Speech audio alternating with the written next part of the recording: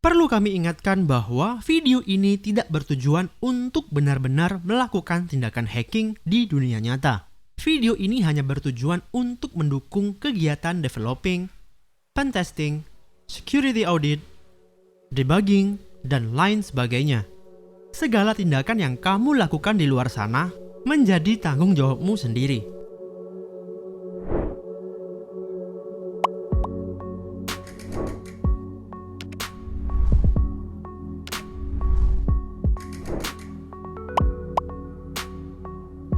Kegiatan hacking adalah kombinasi ilmu sekaligus seni. Seperti keahlian lainnya, kamu harus berusaha keras untuk memperoleh pengetahuan dan menjadi hacker yang hebat. Kamu juga akan memerlukan lebih banyak upaya untuk tetap up to date dengan teknologi terbaru, kerentanan baru, dan teknik eksploitasi.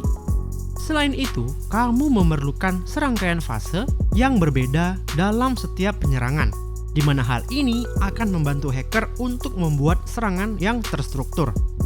Ada banyak strategi dan cara penyerangan, namun secara keseluruhan, proses dapat dikategorikan ke dalam 6 tahapan. Pertama, reconnaissance atau pengintaian. Pengintaian adalah fase di mana hacker mengumpulkan informasi tentang target menggunakan cara aktif atau pasif. Untuk pengintaian aktif dilakukan dengan berinteraksi secara langsung ke sistem komputer untuk mendapatkan informasi. Informasi ini mungkin relevan dan akurat, tetapi ada resiko terdeteksi jika kamu merencanakan pengintaian aktif tanpa izin. Jika kamu terdeteksi, maka admin sistem dapat melacak aktivitasmu dan mengambil tindakan tegas terhadap kamu, seperti melaporkannya kepada polisi. Pada pengintaian pasif, kamu tidak akan langsung terhubung ke sistem komputer. Proses ini digunakan untuk mengumpulkan informasi penting tanpa pernah berinteraksi dengan sistem target, sehingga lebih aman. Alat yang banyak digunakan untuk proses reconnaissance adalah Nmap, Hping, Maltego, dan Google Docs. Kedua, scanning atau pemindaian.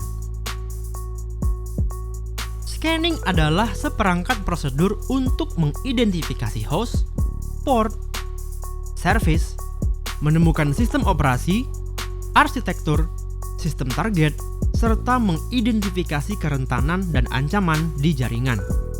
Scanning mengacu pada pengumpulan lebih banyak informasi menggunakan teknik pengintaian yang kompleks dan agresif.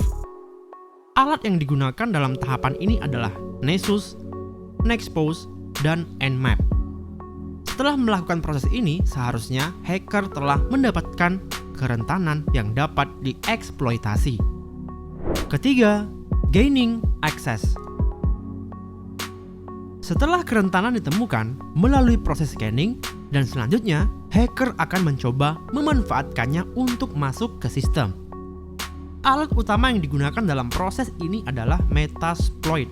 Jika seorang hacker berhasil masuk ke sistem jaringan menggunakan berbagai alat atau metode, selanjutnya hacker harus meningkatkan hak istimewanya ke level administrator, sehingga dapat menginstal aplikasi yang dibutuhkan atau menyembunyikan, memodifikasi, atau bahkan mendelete data.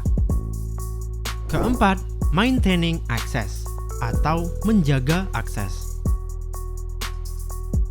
Tepat setelah peretas telah mendapatkan akses ke suatu sistem baik sebagai administrator ataupun bukan, hal yang harus dilakukan berikutnya memastikan bahwa hacker dapat kembali ke dalam sistem yang telah berhasil diretas kapanpun dibutuhkan dengan cara memasang backdoor ke dalam sistem tersebut dengan tujuan memperoleh informasi apa yang dianggapnya berharga di masa mendatang atau untuk mencari atau mengekstrak informasi yang belum sempat didapatkan dengan sukses dari sistem tersebut. Tools yang digunakan dalam tahapan ini adalah Metasploit. Kelima, clearing tracks atau menghapus jejak.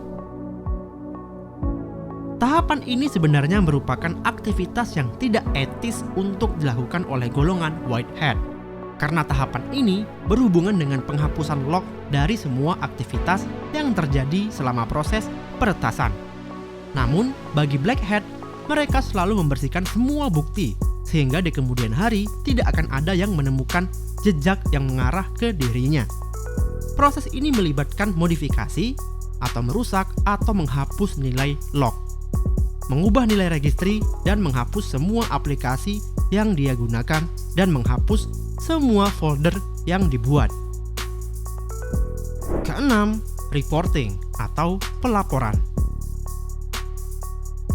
Reporting adalah langkah terakhir untuk menyelesaikan proses ethical hacking.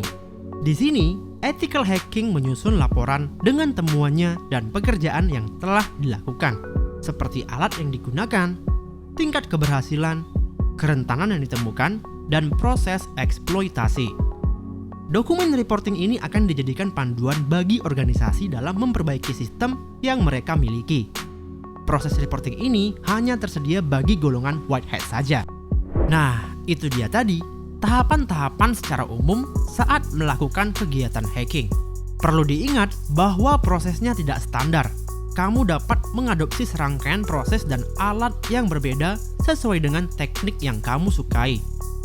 Prosesnya tidaklah penting selama kamu bisa mendapatkan hasil yang diinginkan. Terima kasih telah menonton. Share video ini jika kamu merasa video ini bermanfaat. Like jika suka, dan tinggalkan komentar jika punya pertanyaan, kritik, dan saran. Terima kasih. Sampai jumpa di video selanjutnya.